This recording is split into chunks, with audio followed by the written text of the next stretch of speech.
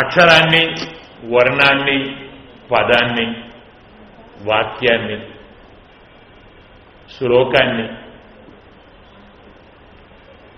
ఎలా తెలుసుకోవాలనే విషయంలో ఉపోద్ఘాతాన్ని చెప్పుకున్నాం.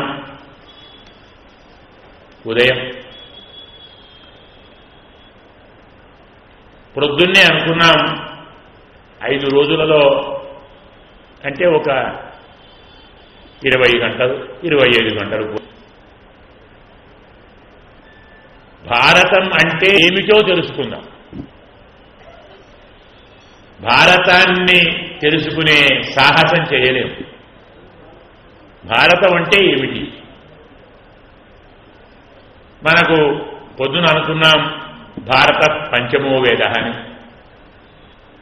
భారతము 5వ వేదము చెప్పుకున్నాం. కారణం కృష్ణద్వైపాయనం వ్యాసం విద్ధి నారాయణం ప్రభుం ఈ అన్యః భువి మైత్రేయ మహాభారత కృద్భవేత్.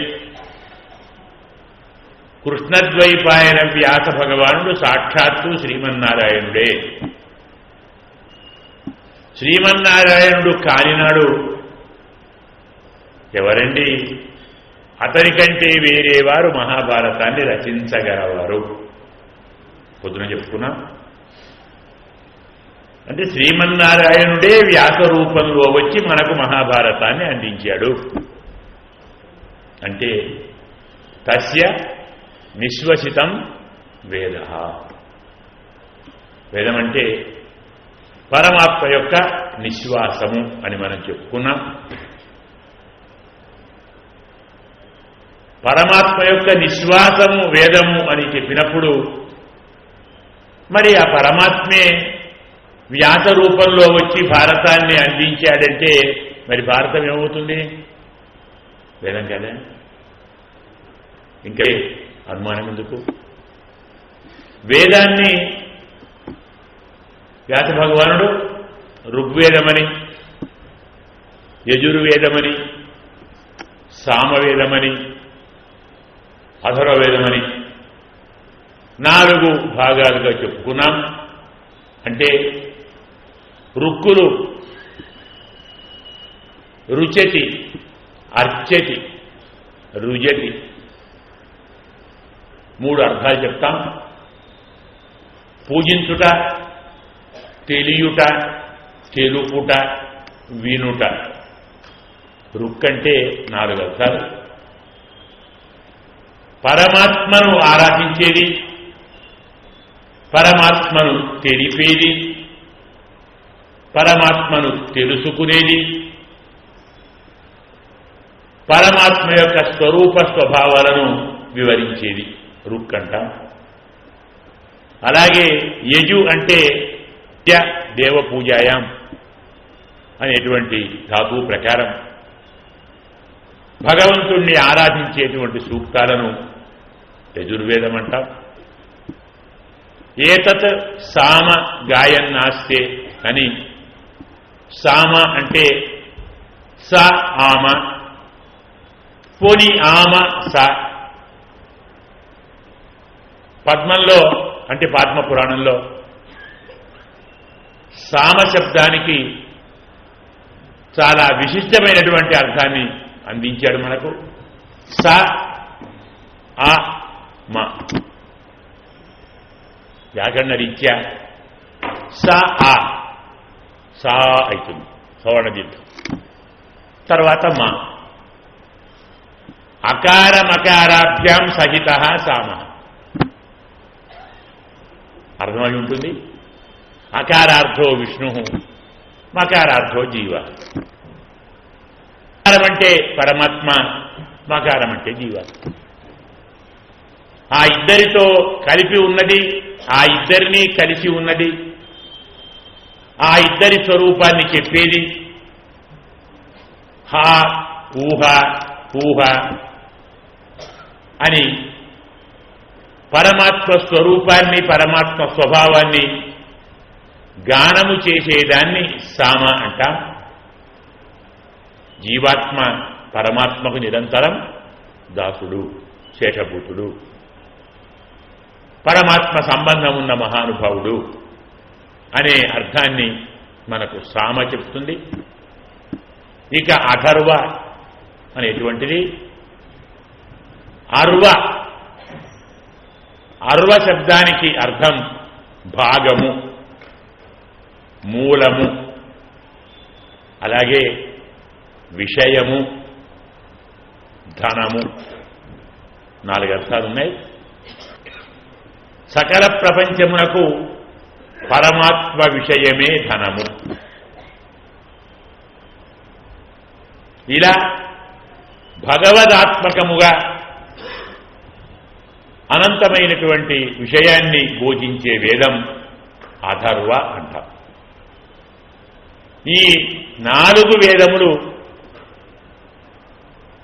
వాటి యొక్క సారము, వాటి యొక్క స్వరూపము, వాటి వివరణ మనకు మహాభారతము అంటాం. ఇందులో ఒక్కొక్క దాన్ని కొద్ది కొద్దిగా మనం తెలుసుకుంటూ పోతే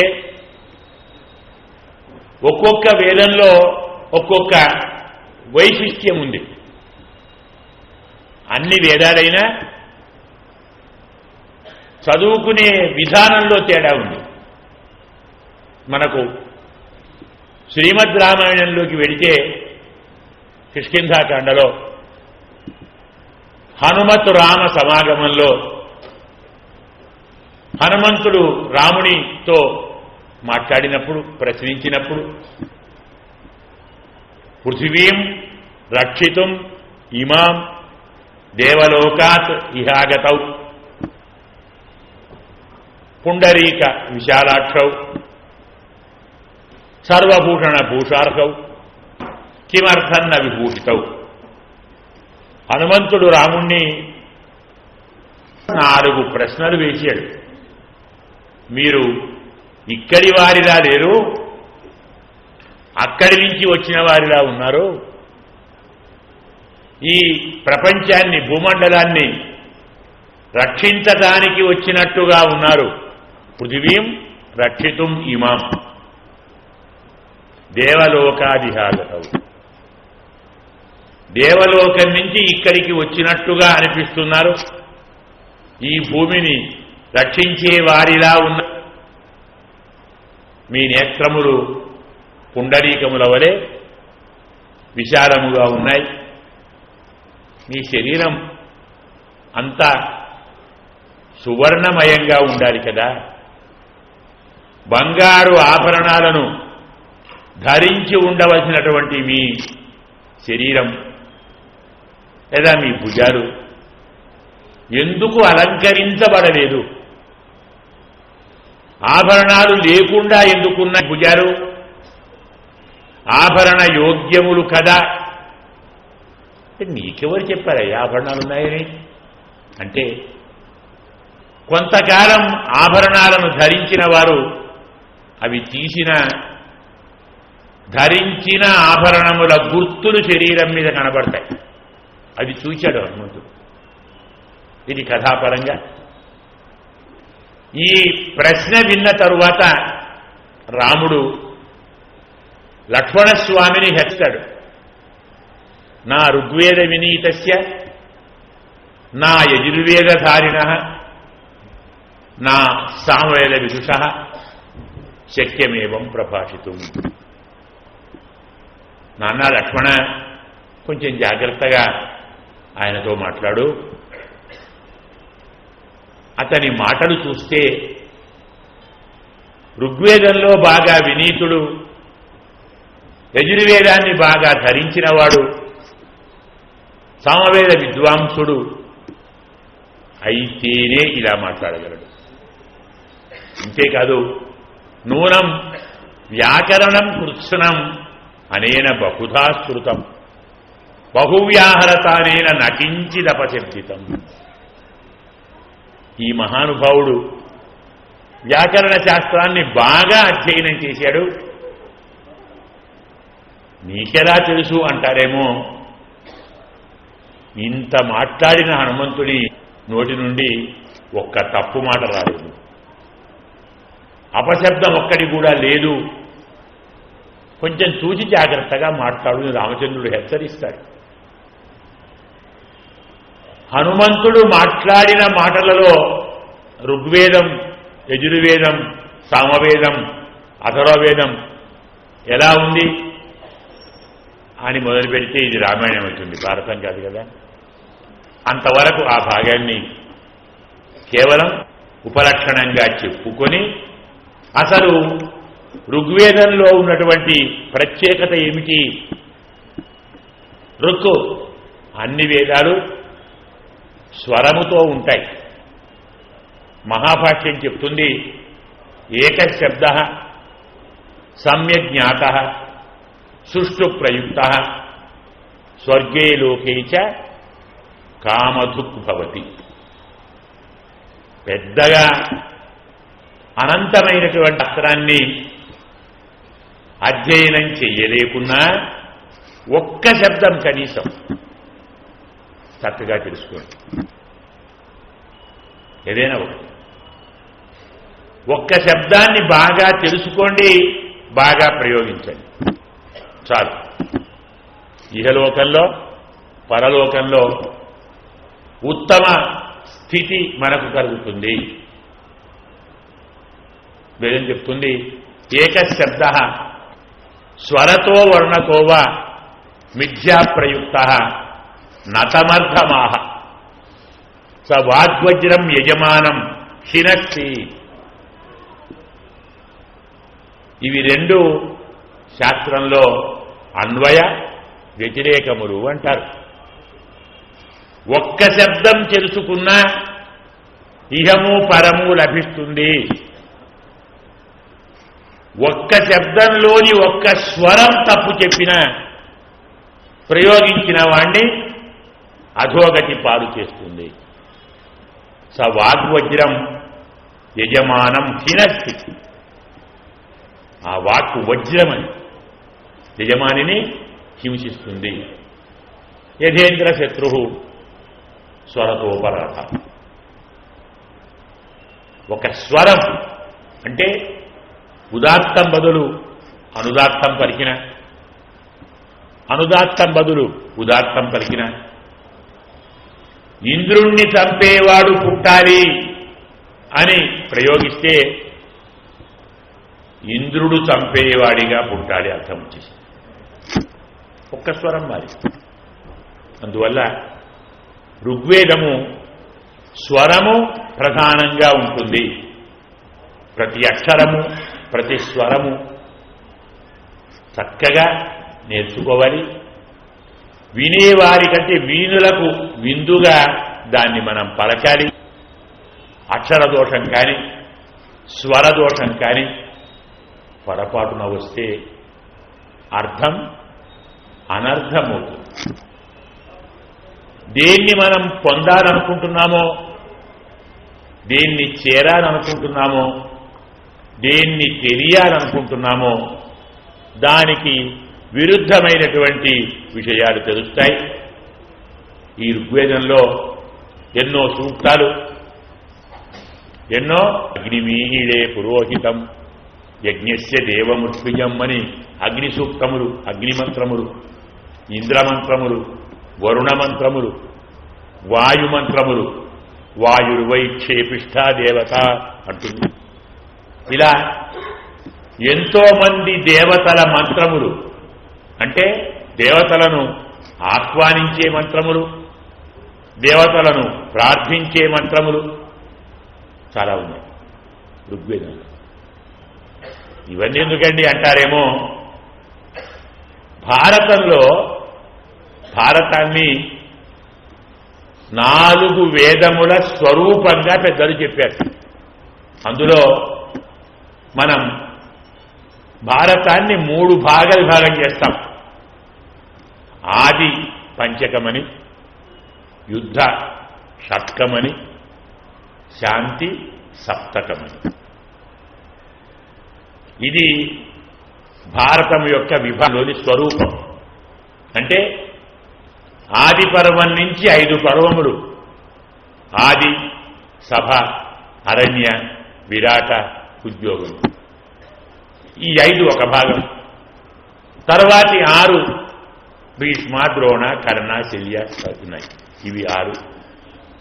ఇవి యుద్ధ షట్కములంటాం. దీని తర్వాత శాంతి సప్తకం. ఇందులో పెద్ద సిద్ధాంతం ఏమిటంటే ఆది పంచకము ఋగ్వేదము, యుద్ధ షట్కము యజుర్వేదము, శాంతి సప్తకము సామవేదము. సమగ్రమైన భారతం అథర్వణ వేదం. మనకేం అర్థం కాదుగా చెప్తే. ఎందుకు ఒక మాట చెప్పితే సరిపోదు, అటువంటి మాటను ఉపాదించాలి, సహేతుకంగా నిరూపించాలి. అంటే ఋగ్వేదంలో ఏముంది, ఆది పంచకంలో ఏముంది, ఆ రెండు మనం సరిసూచిన నాడు అవునండి ఆది పంచకం ఋగ్వేదమే అని ఒప్పుకోవచ్చు. ఏమున్నాయి ఋగ్వేదంలో? ఎలాగైతే ఎన్నో సూక్తాలు, ఎన్నో మంత్రాలు, ఎన్నో ఆహ్వానాలు ఉన్నాయో ఆది పంచకంలోనూ యముణ్ణి ఆహ్వానించాం, ఇంద్రుణ్ణి ఆహ్వానించాం, వాయువును ఆహ్వానించాం, అశ్వినతను ఆహ్వానించాం. ఇంకా బాగా చెప్పాలంటే అనేకమైనటువంటి దేవతలను ఆహ్వానించాం. ఎన్నో యజ్ఞములను, యజ్ఞ అధిపతులను ఆహ్వానించాం. శ్రీమన్నారాయణుణ్ణి ఆహ్వానించాం. మనకు ఆదిపంచకంలోనే క్షీరసార మథన వృత్తాంతం ఉంది. అందులో అదే ఆది పర్వంలో మత్స్యావతారం ఉంది, కూర్మావతారం ఉంది, వరాహావతారం ఉంది. ఇదే ఆదిపంచకంలో సౌపర్ణ ఉపాఖ్యానం అంటే గర్భంధ ఉపాఖ్యానం ఉంది, గర్భంధ కథ ఉంది, వరుణోపాఖ్యానం ఉంది. అలాగే అగ్నిదేవతాకమైన మంత్రాలు ఉన్నాయి, అంటే కథలు ఉన్నాయి. ఇలా సకల దేవత ఆహ్వాన శ్లోకాలు, వారి గాథలు, వారి అనుగ్రహాన్ని పొందినవారు ఈ లోకంలో సాధించిన అనంతమైనటువంటి విజయగాథలు. వరుణుణ్ణి ఆరాధిస్తే ఏం ఫలితం, అగ్నిని ఆరాధిస్తే ఏం ఫలితం, ఉత్తముడైన బ్రాహ్మణుని ఆరాధిస్తే ఏం ఫలితం, బ్రహ్మను ఆరాధించడానికి ఫలితం. ఇవన్నీ మనకు ఆది పర్వంలో, సభా పర్వంలో, అరణ్య పర్వంలో, విరాట పర్వంలో, ఉద్యోగ పర్వంలో చాలా విపులంగా చెప్పారు. ఇంకో చమత్కారం ఏంటంటే ఏకశతం అధ్వర్యువేద సహస్రవర్త్మ సామవేద. మరి రుక్కులెన్ని? ధర్మశాస్త్రం ప్రకారం 108 అంటారు. విభాగం చేస్తే మళ్ళీ అందులో ఒక్కొక్క సూక్తం, మళ్ళీ అందులో ఒక్కొక్క అనువాకం, మళ్ళీ అందులో ఒక్కొక్క అనుక్రమణిక, మళ్ళీ అందులో ఒక్కొక్క సంహిత, మళ్ళీ దానిలో ఒక్కొక్క మంత్రం. ఇలా విభాగం చేసుకుంటూ వెడితే రుక్కు శాఖలు 1,00,000 అన్నారు. మనకెన్ని దొరుకుతాయి? ఇప్పుడు ఎన్ని చూస్తాం?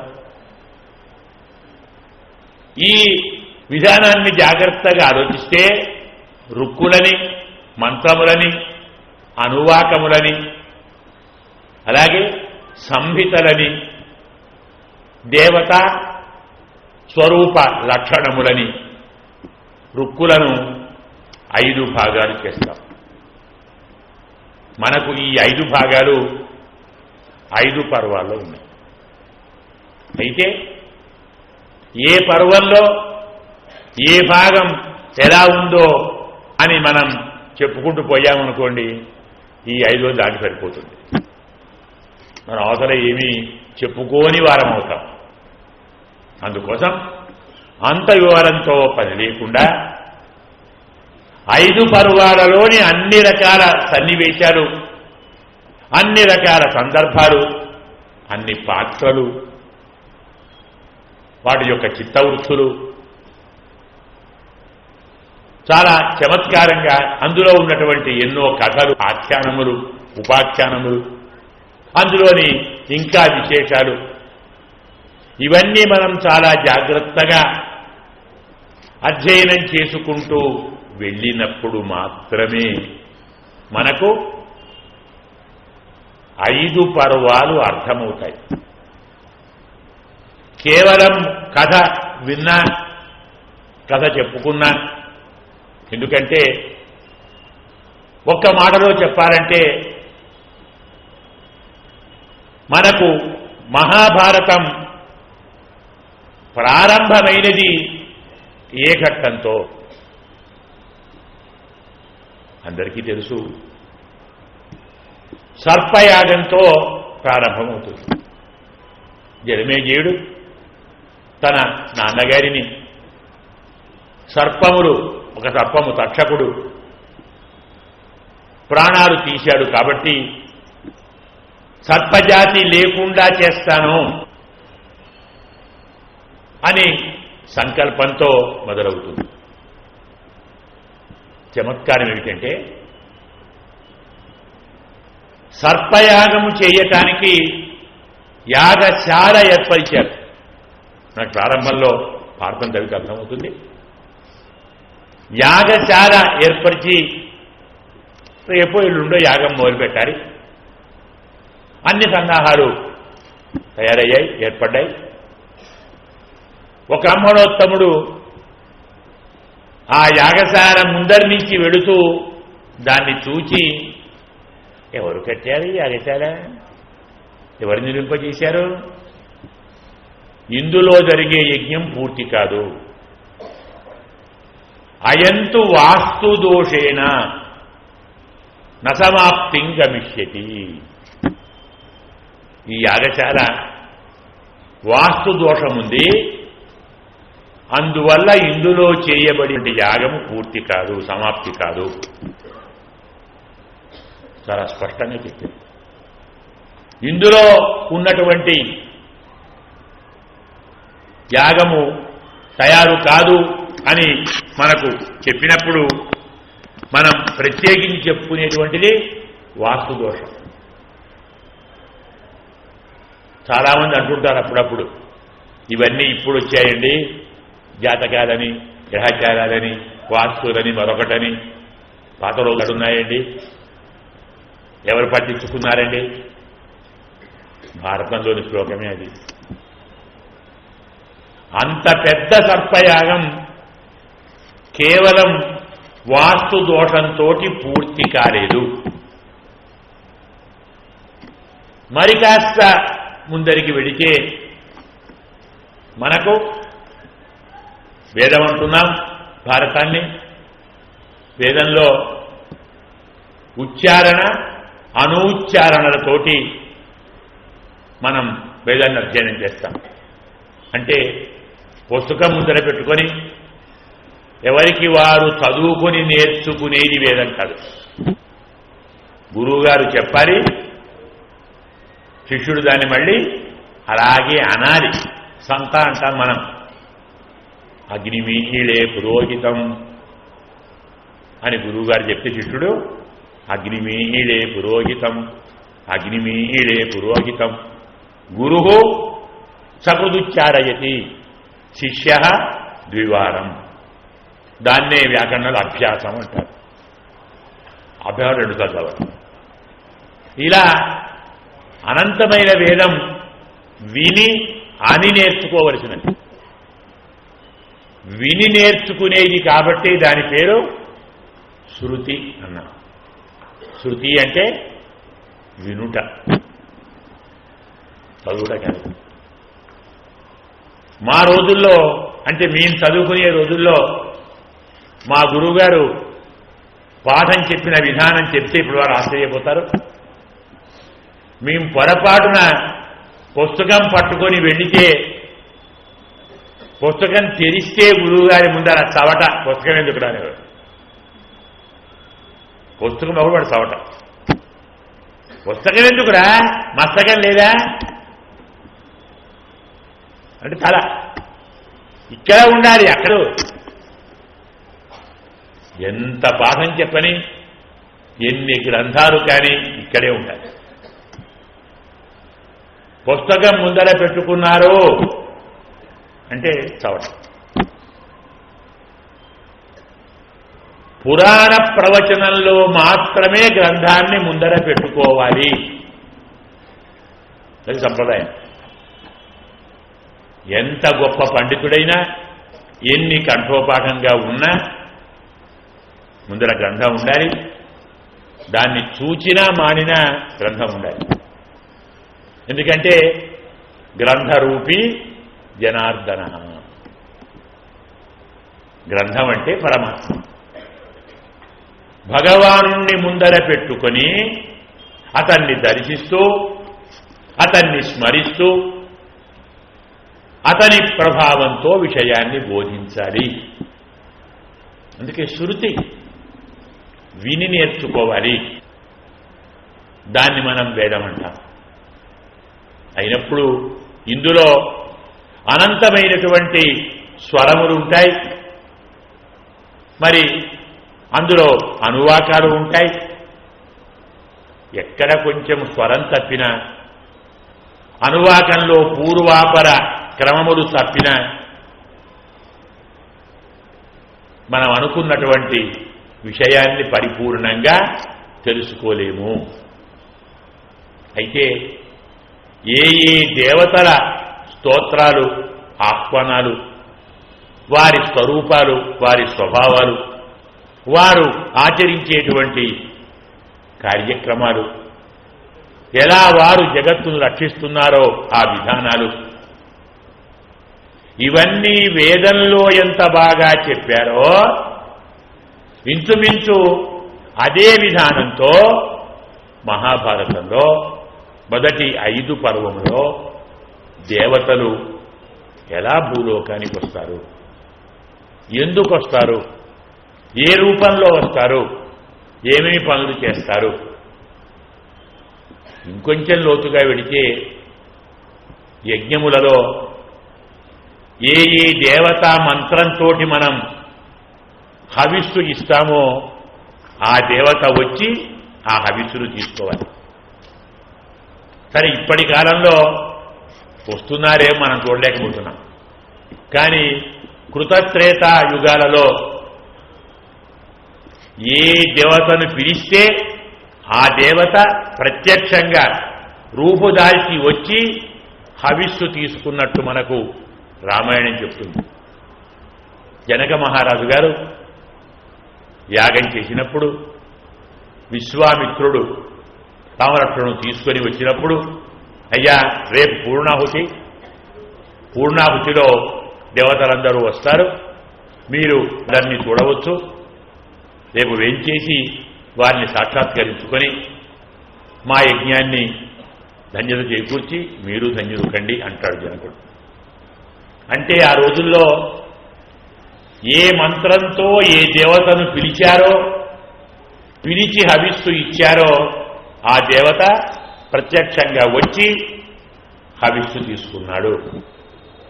మంత్రము, దేవత, ఆహ్వానము, ఆగమనము, స్వీకారము, వరప్రదానం కదా. ఈ 5 మనకు ఉన్నాయి. ఋగ్వేదంలో లేదు, వేదంలో. భారతంలో ఇవే ఉన్నాయి, ఆదిపర్వంలో ఏమున్నాయి. అందరూ అటు కౌరవులు ఇటు పాండవులు వారి పుట్టికలో దేవతా మంత్రాలు, మంత్రాలతో ఆహ్వానాలు, దేవతల యొక్క రాక, వారు వరమిచ్చుట, వారు అవతరించుట, అదే బాగుంది.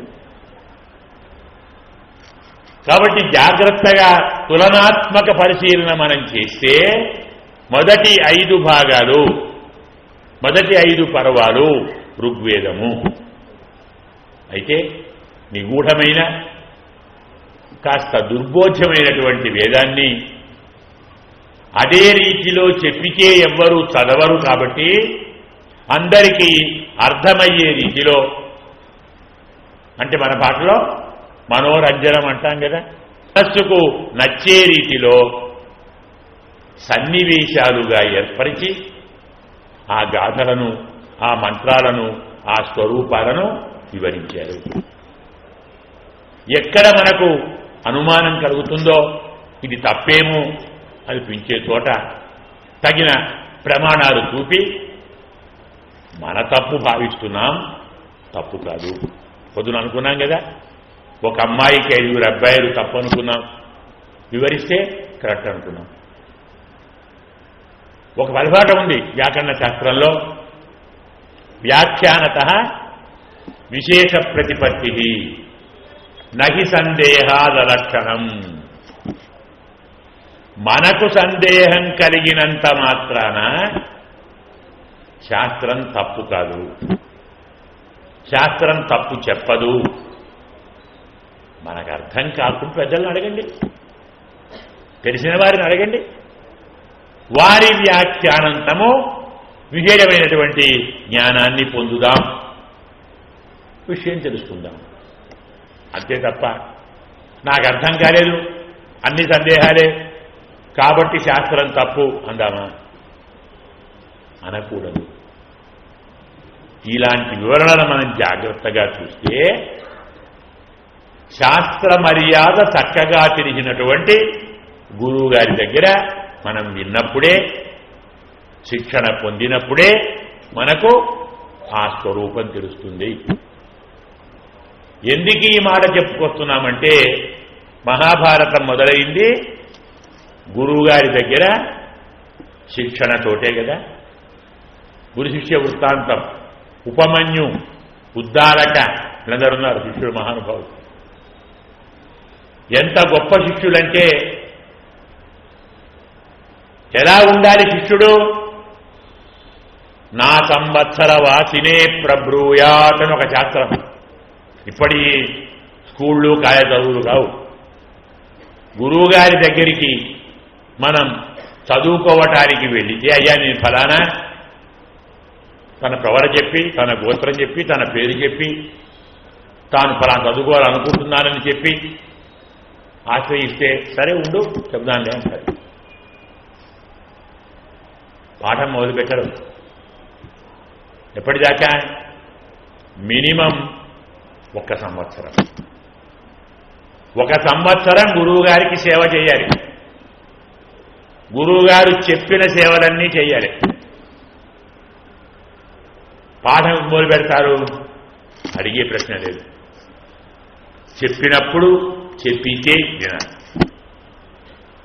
చెప్పలేదు సేవ చేస్తూ ఉండాలి. ఆయా గ్రామాలకు వెళ్ళాలి, భిక్ష తీసుకొని గురువుగారికి ఇవ్వాలి, గురుపత్నికి. ఆమె వంట చేస్తుంది, గురువుగారు పెట్టమంటే వాడికి పెడుతుంది,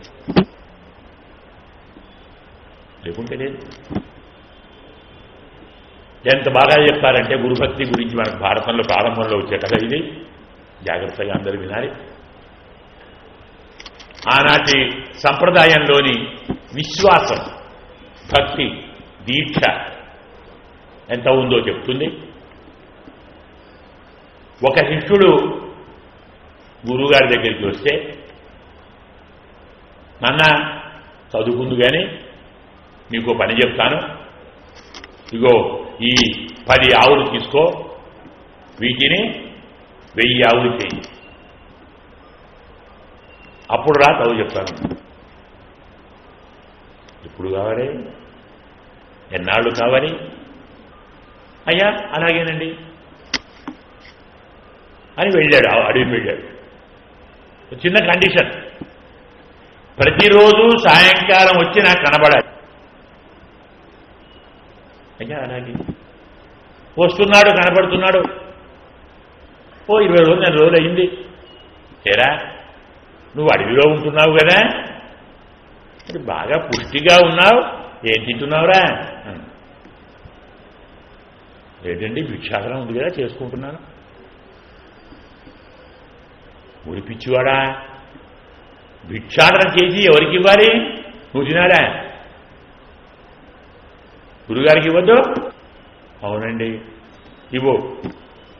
నువ్వు తినకూడదు అది. అయ్యా ఇయటం మొదలుపెట్టి మళ్ళీ నెరయింది. మళ్ళీ వచ్చాడు, మళ్ళీ అలాగే ఉన్నాడు. ఇలా ఇంకా అలాగే ఉన్నావు, పరిచున్నావు, ఏం చేస్తున్నావురా? అయ్యా పాలు తాగుతున్నానండి. ఎక్కడివిరా పాలు? ఆవులు ఉన్నాయి కదండి, మరి చూడాలరా. ఇద్దరం తాగుతున్నామండి. తప్పురా, దూడలు తాగాలి, మనల్ని ముందు తాగకూడదు, దూడలు తాగిన తర్వాత తాగాలి. అలాగే మళ్ళీ వచ్చాడు, మళ్ళీ అలాగే ఉన్నాడు. ఏం చేసావురా? అయ్యా మీరు చెప్పారు కదండి, దూడలు తాగితే తాగుతున్నా. తాగితే తాగావు, ఎక్కడ నిలబడి తాగుతున్నావు పాలు?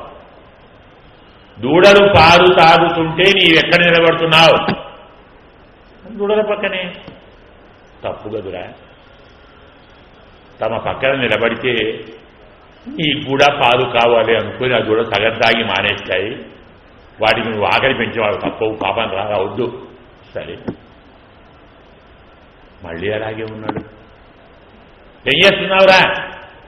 ఇక మీరు చెప్పలేదండి దూడల పాలు, ఆవు పాలు తాగొద్దన్నారు కదా. దూడలు పాలు తాగుతుంటే వాటి నోటి నుంచి నురుగు పక్కకు వస్తూ ఉంటుంది, అది తాగి బతుకున్నాను. తప్పురా. ఈ నురుగుతో ఒకరు ఆకలి తీర్చుకుంటారని తెలిస్తే ఆ దూడలు నురుగుతో పాటు పాలు కూడా వదిలిపెడతాయి, సగంగా పిండుతుంది వాటికి. పాపంగా మానేశాడు. మళ్ళీ వచ్చి మళ్ళీ అలాగే ఏం చేస్తున్నావురా? అయ్యా పండ్లు తింటున్నానండి. ఎక్కడి పండురా?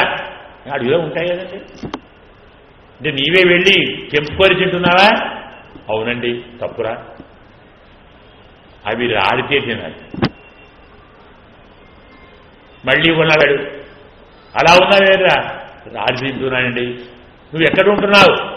చెట్టు కిందనా పక్కన? చెట్టు కిందనండి. చెట్టు కింద ఉంటే అర్ధి వచ్చాడని పండు రాడుస్తాయి, చెట్లు పక్కన ఉన్నాయి. మరి గతి పాపం. మరికొన్నాళ్లకు అలాగే ఉన్నాడు. ఏం తింటున్నావురా? అయ్యా ఆకులు తింటున్నానండి. చెట్టు నుంచి కోసుకొని తింటున్నావా, రాళ్ళని తింటున్నావా? కొని తింటున్నానండి. తప్పు, రాళ్ళ తిన్నాను. మళ్ళీ కొన్నాళ్ళకు వచ్చాడు. అయ్యా రాళ్ళని తింటున్నాను. ఎక్కడి నుంచి రాస్తున్నాయి? అయ్యా ఫలానా ఉండకూడదు, ఫలానా ఉంటాయి. ఇలా ఆహారం తీసుకోవటానికి ఎన్ని మార్గాలు ఉన్నాయో అన్ని మార్గాలు గురువు బంద్ చేశాడు. ఆ రోజు సూర్యాస్తమయం అయిపోయింది, వాడు రాలేదు. అయ్యో పిల్లవాడు రాలేదేమిటి? గమనించండి, ప్రేమ లేకపోలేదు గురువు గారికి, కేవలం పరీక్ష. పిల్లవాడు రాలేదు, ఏమయ్యాడు? వెళ్ళి అయినా ఉపమన్యు, అయ్యా గురువు గారు ఎక్కడున్నావురా? అయ్యా గోతిలో పడ్డానండి. గోతిపడడం ఏంటిరా? అయ్యా క్షమించండి, మీరు ఏమీ తినొద్దన్నారు, ఏ ఆకులు వద్దన్నారు. నేను తినడం వల్ల ఏ ప్రాణికి ఆహార లోపం కాకూడదని మీరు చెప్పారు కాబట్టి ఏ ప్రాణి తినని ఆకులు, జిల్లేడాకులు, అవి తిన్నాను. అవి తింటే కళ్ళు పోయాయి, కనబడలేదు, గోతిలో పడ్డాను. ఓడిపిచ్చివాడా, నా భావం అది కాదురా. సరేలే, ఇగో మంత్రం చెప్తున్నాను, ఉపాసన చేయి సూర్యభగవానుడు అని సూర్యమంత్రం చెప్పాడు. చెప్పి వెళ్ళిపోయాడు. ఉపాసన చేశాడు, ఆయన ఇచ్చాడు. ఏం కావాలరా? నాకేం కావాలండి? పిలిచావు, తపస్సు చేశావు కదరా? అబ్బే నేను చేయలేదండి. మంత్రం జపం చేశావు కదరా? చేశానండి. మరి ఏం కావాలరా? ఏమోనండి, గురువుగారు చెప్పారు, చేశాను. నాకేం కావాలి? పోయి ఆయన అడగండి, నన్ను అడుగుతారేంటి? మా గురువుగారిని అడగండి. ఓ నాకు ఇదో డ్యూటీ ప్రత్యేకించి. ఏం చేస్తావు నాయనా? మీ వాడికి చెప్పు ఏం కావాలో. నువ్వు చెప్పు, అడగడట ఏం కావాలో. పిచ్చివాడ కండు రావాలని అడుగురా. అయ్యా మా గురువుగారు చెప్పారండి నాకు కావాలన్నట. నా కళ్ళు కావాలి కాదు, గమనించండి గురుభక్తి అంటే ఏమిటో. గురువుగారు చెప్పారు నా కళ్ళు కావాలట, ఇవ్వండి. గురువుగారు ఇవ్వమంటే. అతని భక్తికి మెచ్చి వేదాస్తే భాంతు ఒకటే మాట. అప్పటి విద్య ఇప్పట్లా కాదు. నీకు వేదాలన్నీ భాషించుగాక విద్య వచ్చేది. ఈ కథ మొదలవుతుంది మనకు భారతాన్ని. అంటే వేదం ఎలా తరలో అదే రీతిలో భారత కథ ప్రారంభమైంది. ఎందుకంటే మహానుభావులు, తత్వాన్ని తెలుసుకోవాలనుకునేటువంటి మహానుభావులు గురువు గారిని ఆశ్రయించాలి. పరీక్ష లోకాన్ కర్మచితాన్ నరః నిర్వేదమాప్నుయాత్ నాస్తి అకృతం కృతేన.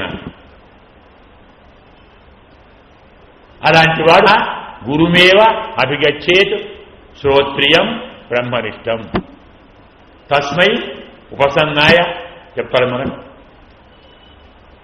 ఏనాక్షరం పురుషో వేద. విరక్తి పొందినవాడు, ధర్మాన్ని తెలుసుకోవాలనుకున్నవాడు, శాస్త్ర మర్యాదలు తెలియనివాడు, లోకంలో జీవించి రకరకాల కర్మలు ఆచరించి ఆచరించిన కర్మల వలన కలిగిన ఫలితాలను అనుభవించిన ఫలితాలు నశ్వరములు, క్షుద్రములు, క్షణికములు అని తెలుసుకొని పరీక్ష లోకాన్ కర్మచితాన్ నరః నిర్వేదమాప్నుయాత్. మనము ఆచరించిన కర్మలతో మనము సంపాదించిన అన్ని లోకములు నశించిపోయేవే, ఉండేవి కావు.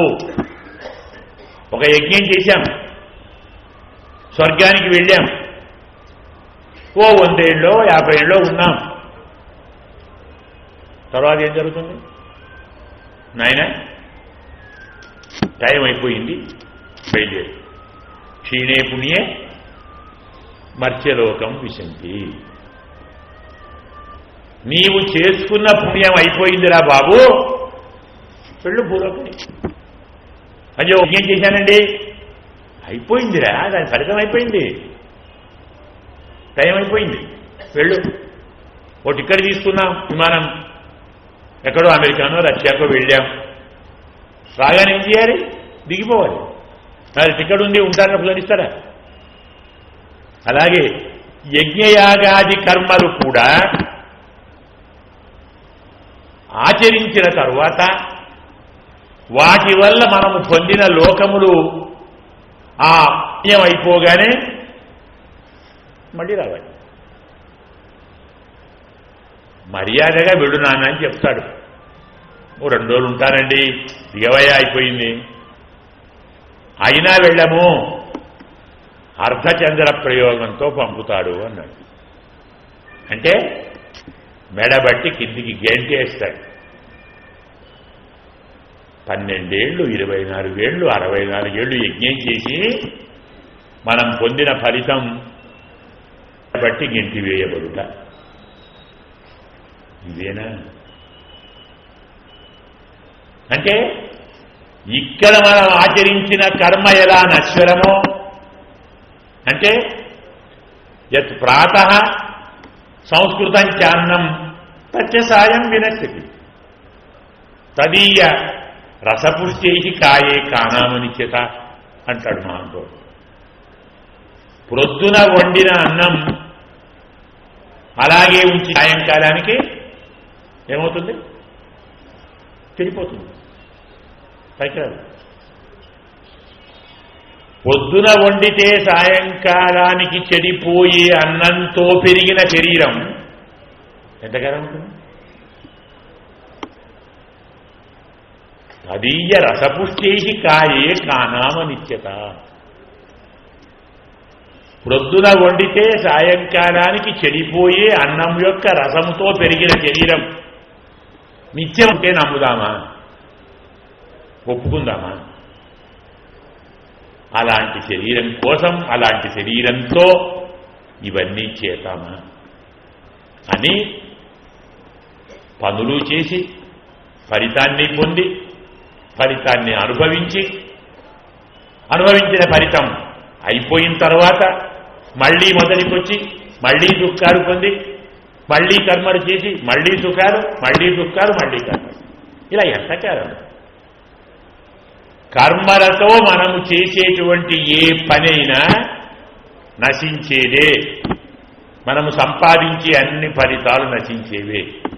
పరీక్ష లోకాన్ కర్మచితాన్, కర్మతో సంపాదించిన లోకములన్నీ నశించిపోయేవే. ఏది మనకు స్థిరంగా నిలవదు. అయినప్పుడు అలాంటివి మనకెందుకు? నశించిపోయే లోకాలు మనకెందుకు?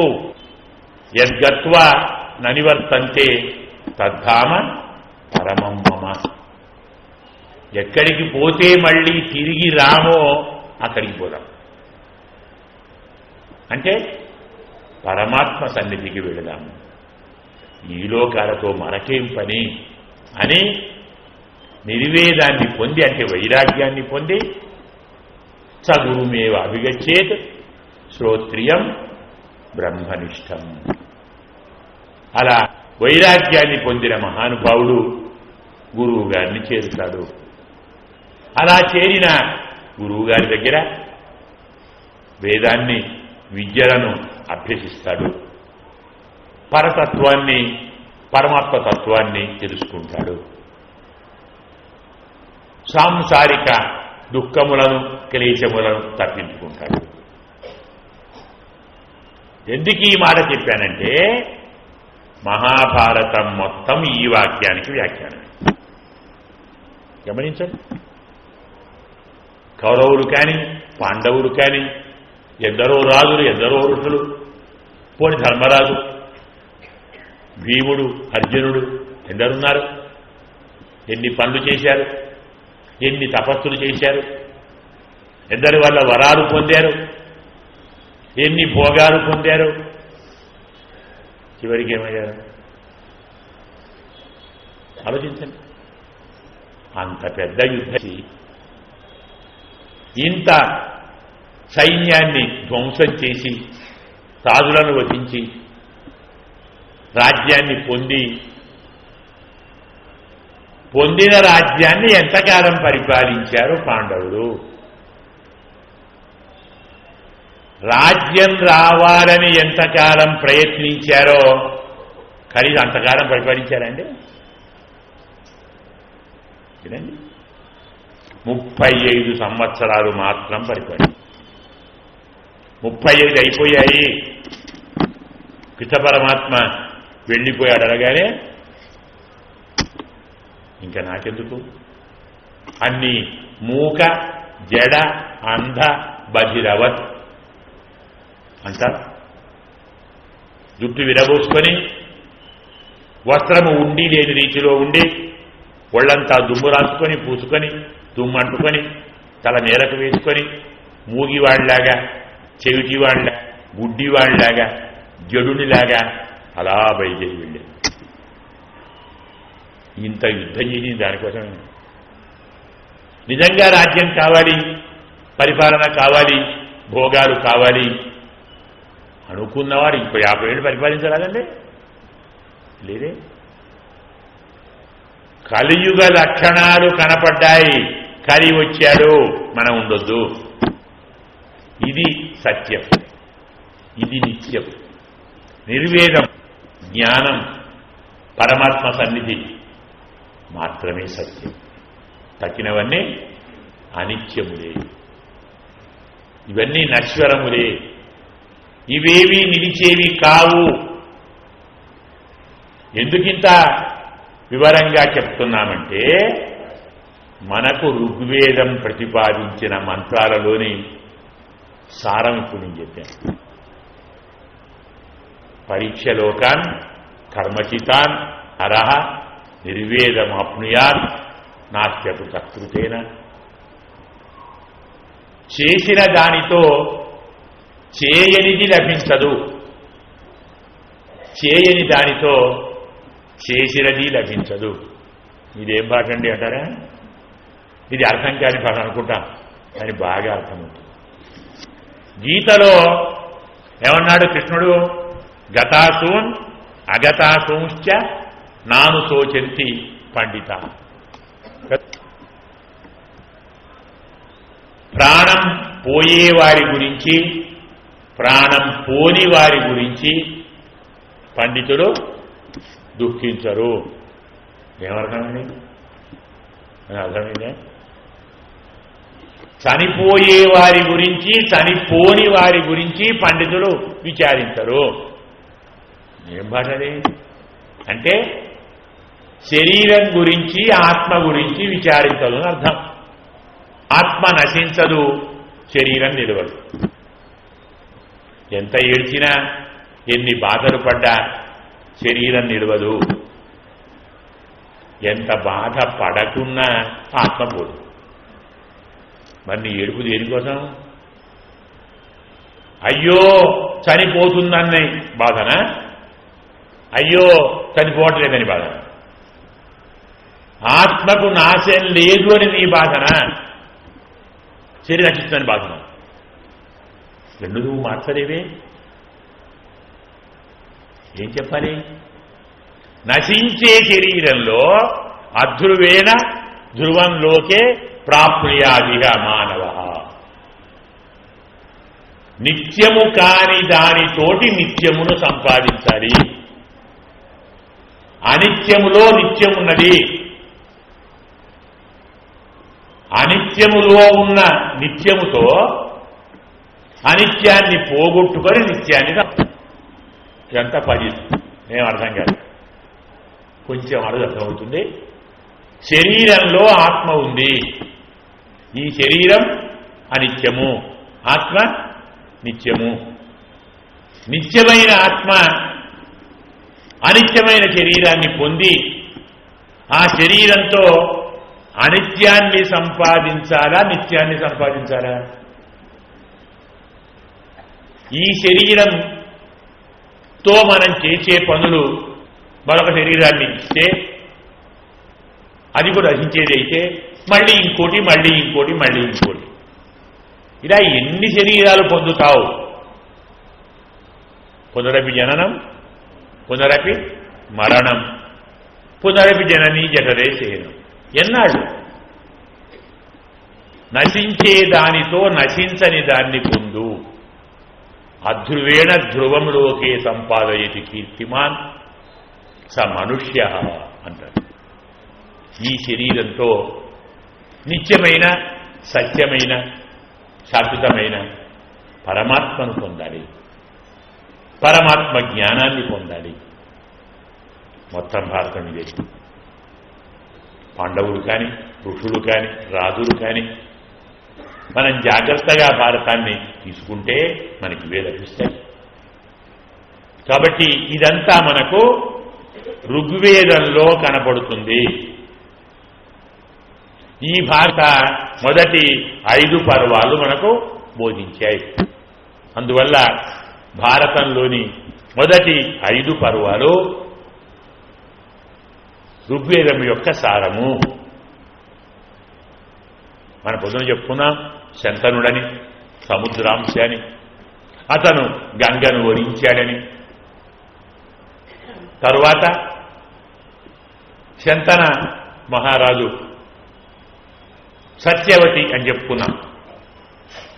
యోజన గంధి అంట. ఆ మహానుభావురాల్ని వివాహం చేసుకున్నాడు.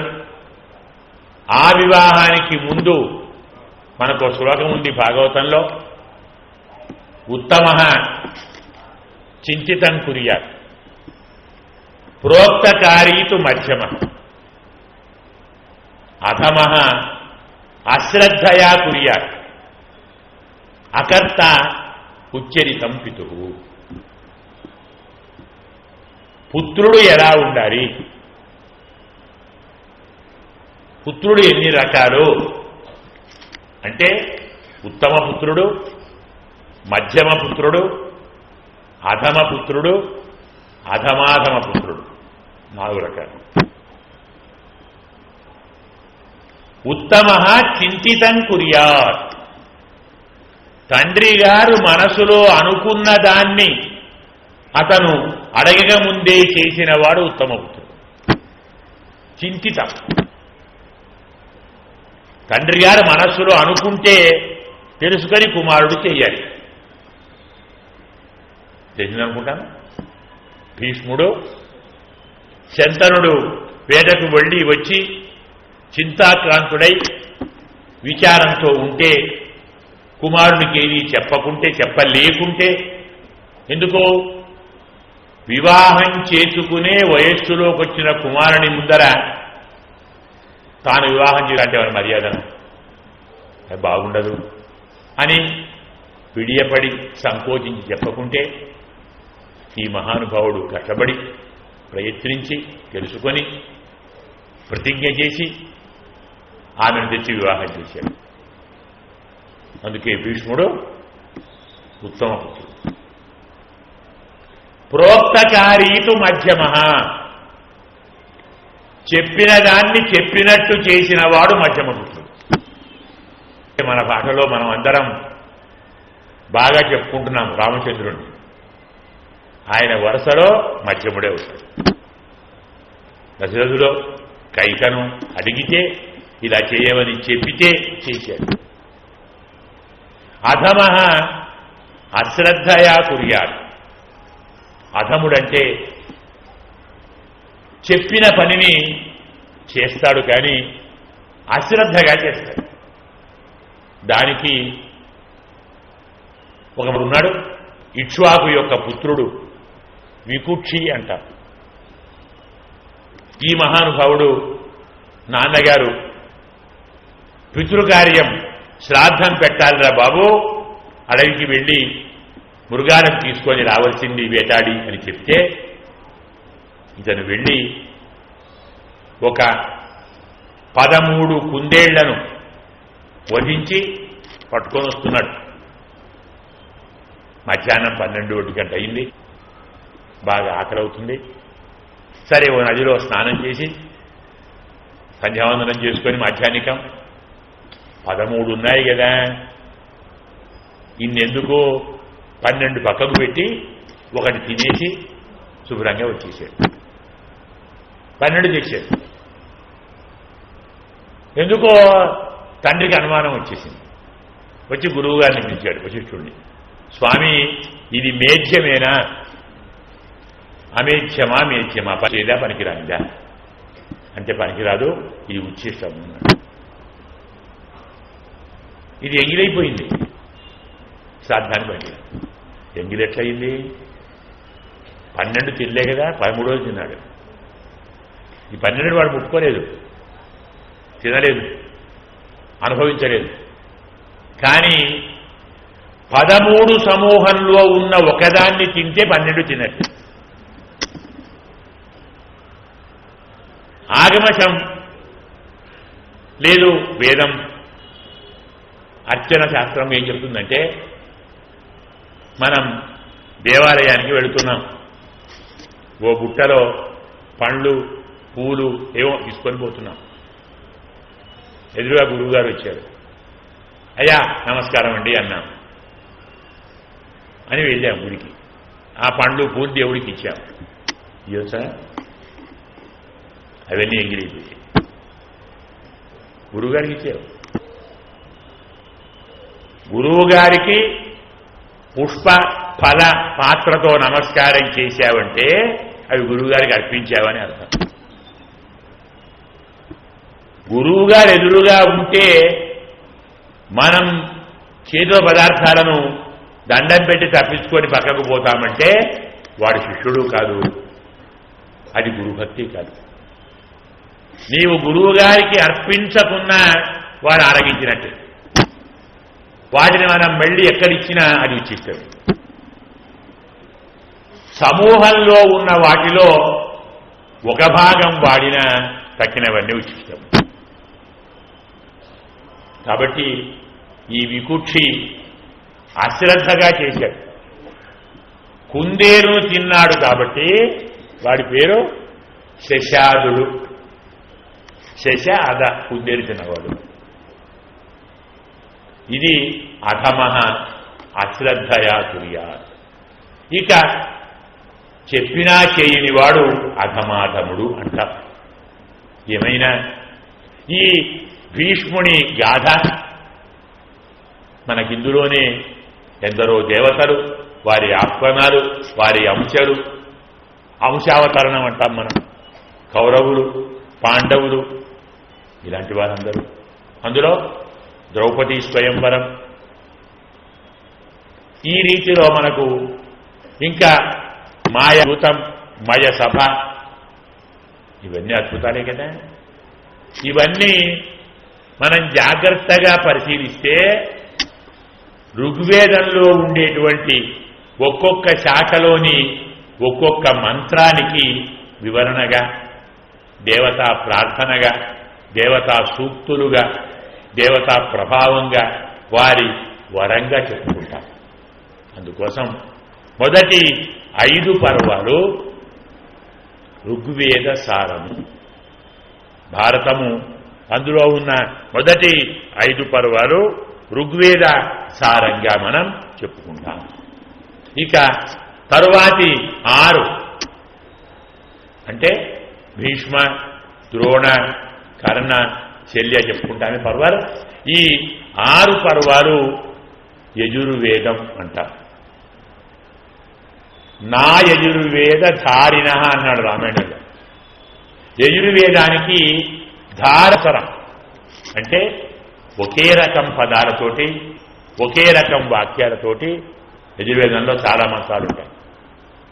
ఏ తత్ర బ్రాహ్మణా సంవరిసిన యుక్తా ఆయుక్తా అరూక్షా ధర్మకామాశ్యు యథాతే తత్ర వర్తేరని ఒకసారి, శేషు వర్తేరని చేశారు. 5 సమానమే. పొరపాటున